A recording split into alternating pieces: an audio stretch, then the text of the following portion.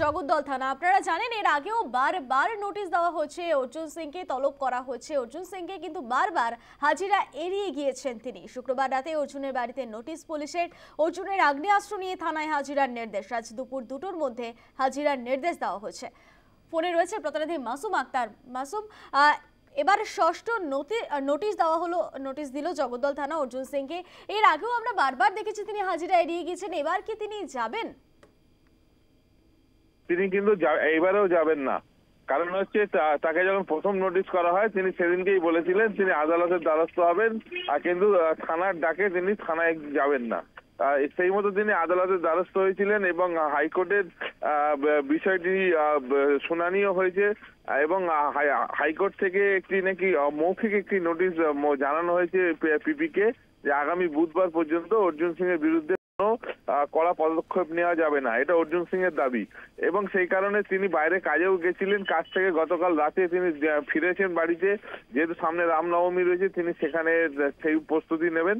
তবে পুলিশের ডাকে তিনি ছাড়া দিচ্ছেন না, কারণ তিনি পরিষ্কার জানিয়ে দিয়েছেন তার যে আগ্নেয়াস্ত্রটি পুলিশের পক্ষ থেকে জমা করতে বলা হয়েছে সেই আগ্নেয়াস্ত্রটি তিনি জমা করবেন, কিন্তু থানায় নয়, তিনি আদালতের নির্দেশে জমা করবেন এবং সেন্ট্রাল ফরেন্সিক ল্যাবের মাধ্যমে সেটার পরীক্ষা করতে হবে বলে তিনি একটি দাবি করেছেন। এখন সেই দাবি আদালতে কতটা গ্রাহ্য হয়, আগামী বুধবার এই কেসের আবার শুনানি রয়েছে।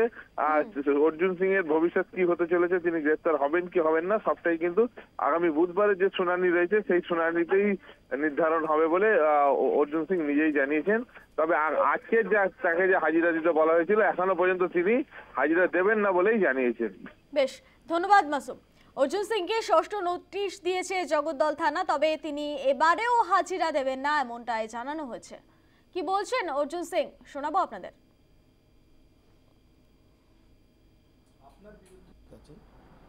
আমরা 4 তারিখ বুধবারে হিয়ারিং ফিক্স হয়েছে। বুধবারই 9 তারিখ পড়বে, এমন বুধবার 9 তারিখ। রামনবমীতে ময়দানে নামছেন? নিশ্চয়ই রামনবমী ময়দানে নাম না নাবার কি আছে, রামের সঙ্গে হনুমান থাকবে না তো কে থাকবে। আপনাকে এর আগে পাঁচবার ব্যাক টু ব্যাক নোটিশ, আজকে আপনি যখন ফিরছেন দিল্লি থেকে তার কিছুক্ষণ আগে আবারও জগদ্দল থানার তরফে নোটিশ দিয়ে। হ্যাঁ, এই আবার একটা নোটিশ এসছে। আমি জানি না নোটিশটাকে ভ্যালিডিটি আছে কি না আছে, যেখানে অলরেডি মহামান্য আদালত কিছু ইনস্ট্রাকশন দিয়েছেন, তারপরেও নোটিশ দিয়েছে। আমি আগেও বলেছি কি আমি আর্মস জমা করব কোর্ট অর্ডারে।